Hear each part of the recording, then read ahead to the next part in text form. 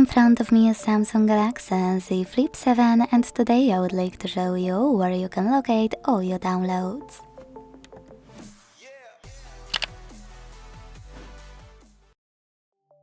If you want to find all of your downloaded files in one place, here's how to do it on every Samsung device I ever tested.